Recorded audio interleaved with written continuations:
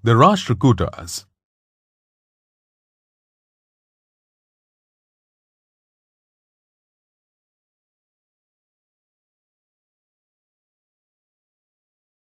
In this module, you will learn about the Rashtrakutas. The Rashtrakutas in the beginning were tributary kings of the Chalukyas and later became the rulers of a vast kingdom in the south. Some historians consider the Rashtrakuta Empire as one of the largest empires in India that took the glory of Karnataka to its peak. Their kingdom extended from the Narmada River in the north to the Kaveri River in the south. The kingdom began with Danti Durga and continued with Krishna, Govinda II, Dhruva, Govinda III, Amogha Varsha and others. Amogha Varsha had to face many threats and obstacles, but he was a peace-loving monarch. Amogha Varsha was a brave and secular ruler. He maintained diplomacy by developing marital relations with the Gangas and the Pallavas. During his rule, the ports of the west coast enjoyed great prosperity and became trading centers, some having ties with Persia and Arabia. Many travelers and merchants visited the kingdom during this period, the most noteworthy of them being the Arab traveler Suleiman, who praised Amogha Varsha as one of the 4 powerful emperors of the world. Krishna II, Indra III, and Krishna III ascended the throne after King Amogha Varsha. During the period of Karka II, the administration was weak. This led to the rise of his tributary king Tailappa II of the Kalyana Chalukyas and brought the end of the Rashtrakuta rule. The Rashtrakuta kingship was hereditary and they were assisted by a council of ministers like the Mahasandha Virigrahi, who handled foreign affairs.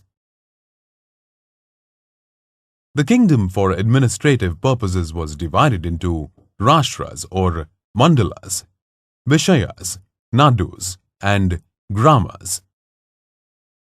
The leader of the Grama was the Gramapati or Prabhu Gavunda, who was also the leader of the village army.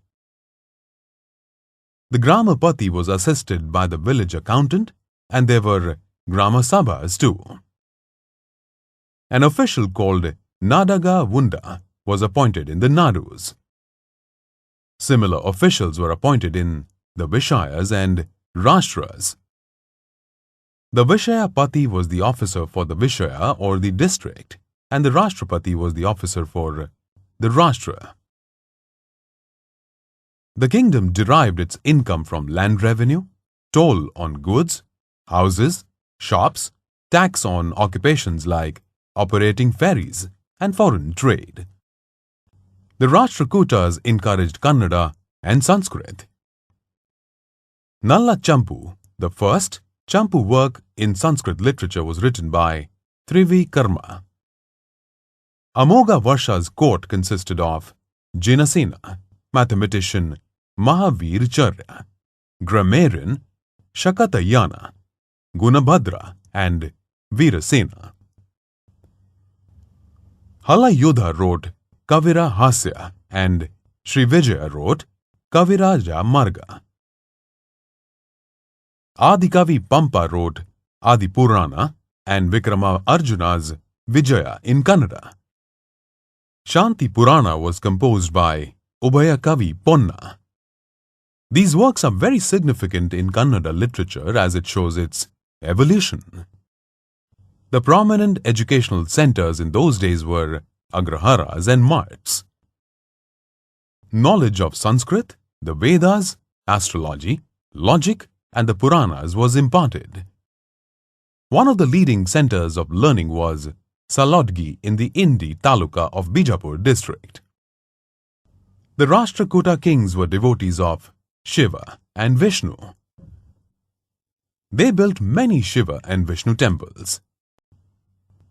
Jainism received royal patronage and became a widespread religion. Other religions too were encouraged. The Rashtrakuta kings were patrons of art, and their contribution to Indian art can be seen in the Ellora and Elephanta cave temples.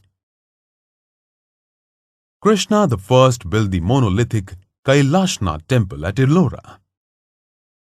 The Kailashnath temple has been carved from a single rock, 100 feet high, 276 feet long, and 154 feet wide. The famous Dashavatara cave temple is located near it. The milestone of Rashtrakuta sculpture is seen at the Elephanta caves near Mumbai in the form of an exquisitely carved statue of Ardhanarishwara and Mahesh Murthy. The Rashtrakuta temples are located in Shiravala. A beautiful Jain temple is located at Pattadakal. Let us now recap all the important points that we have covered in this module on the Rashtrakuta dynasty and their contributions to administration, literature, and architecture.